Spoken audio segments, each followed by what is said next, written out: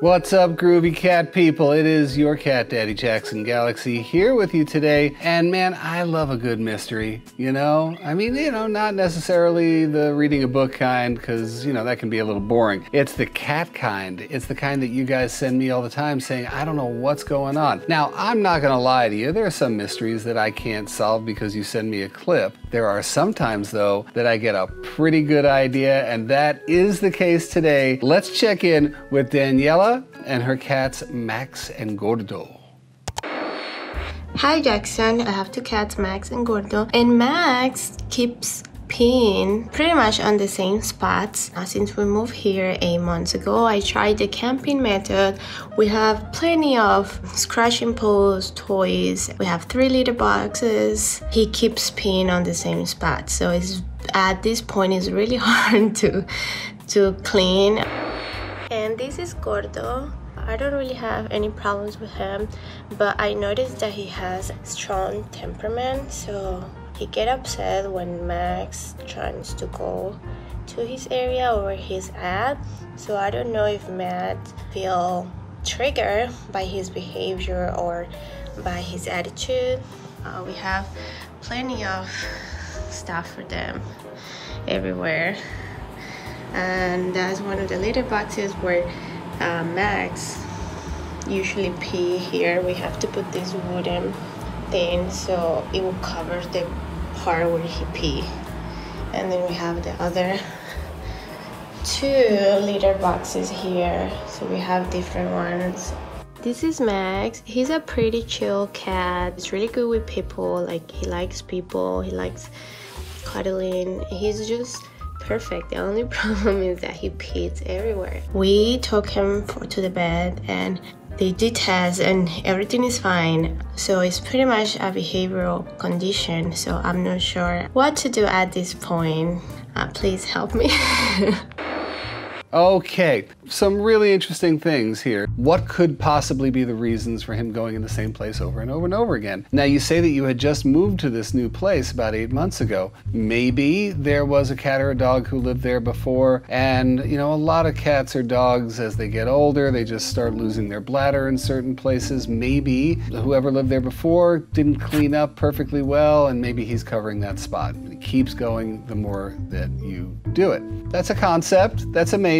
Maybe it was close to a window and he's getting all upset about cats that are outside since it's a new territory for him.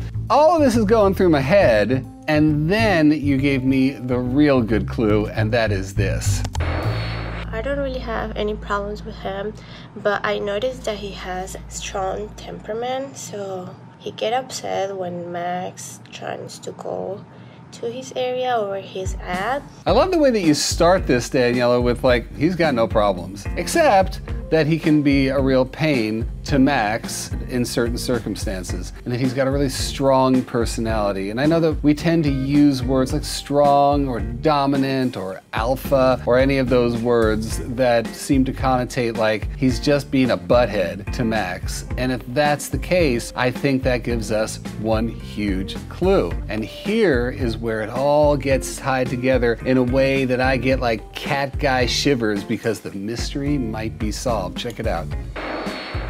And that's one of the litter boxes where Max usually pee here. Let's take a look at that litter box. And I want you to look at this litter box and think to yourself, who is Gordo in this type of a situation? We have a high-sided litter box with a lid on the top of it. That means that anytime Max is in there, he is in a bad situation because he can't see anything. When I say anything, I mean Gordo. He cannot see Gordo coming. He can just be sitting in that box and peeing going, oh God, I hope he doesn't jump in here. I hope he doesn't scare me. I hope he doesn't try to get me. Don't forget, there's just a little hole. If Gordo appears, and he doesn't necessarily have to be like mean about it. Maybe he's just curious, but he pokes his head in there and puts a claw in there. Max has no place to go. And I don't care if it's Max or Gordo or any of the millions and millions of cats on this planet.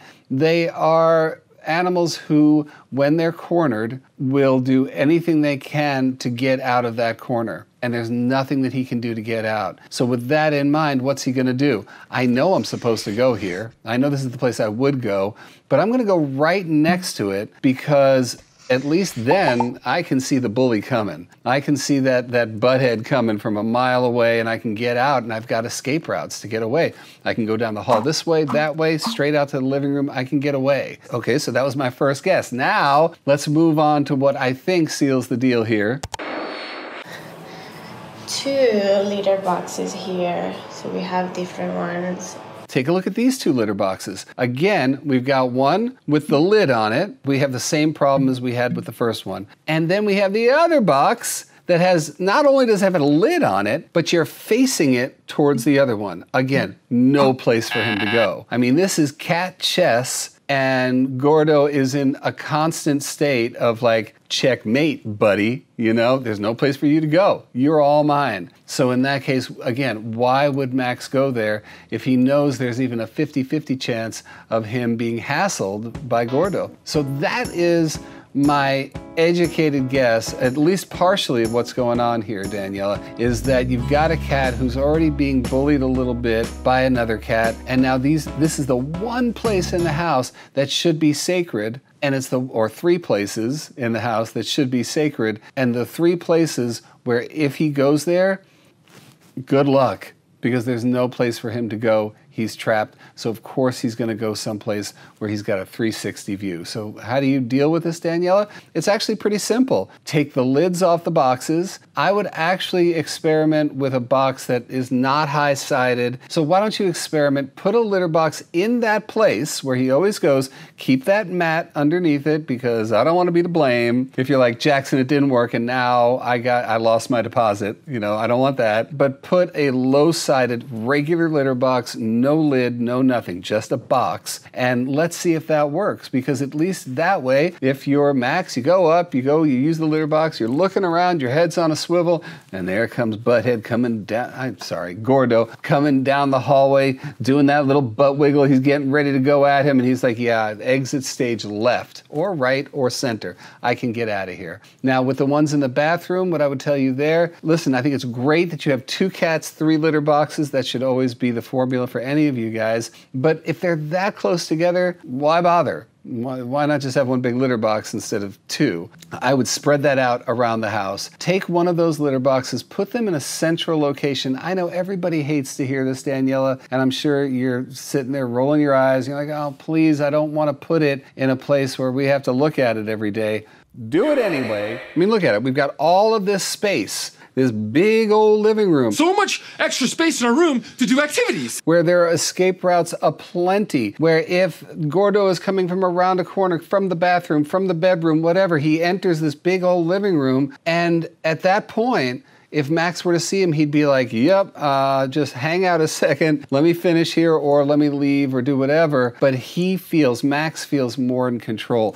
In any of these other scenarios, Gordo is the one who's in control. And that leads to what I think is part, at least, of your problem here, Daniela, or really Max's problem. So I would say anywhere in this living room, just, avoid trying to tuck it away. I know that's everybody's desire and everybody's tendency. Like if we take a look at this wall right here, where you've got, a scratcher, then you've got a little console there. There's all this stuff lined up against the wall. Don't put it there. Bring it out. Again, it's an experiment. We don't have to keep a litter box in the middle of your living room for the rest of your life, but if it solves the problem, then we can slowly move it someplace else, pull it away from the wall, have it, in the living area, and see if that just helps him feel more secure about where he pees. You can keep the other litter box in the bathroom, just take the lid off it, and then for your 3rd litter box, you're going to take one from the bathroom and put it where? In the bigger living space. The last thing I'll tell you, Daniela, is this. In terms of being able to solve your own problems, I think the best thing I can offer you is to get a surveillance camera. They're not that expensive at this point. You can leave it going. It's hooked into your Wi-Fi. Review it over the course of a day. And I'm telling you, if you see what happens before he pees on the floor, maybe you'll see Gordo bothering him. Maybe you'll see that he's walking up to the box and he's all afraid of something. Maybe you'll see that he's trying to squat and nothing's coming out and he's just in pain. This is where these cameras do everything that I can't do, which is get you the facts, just the facts.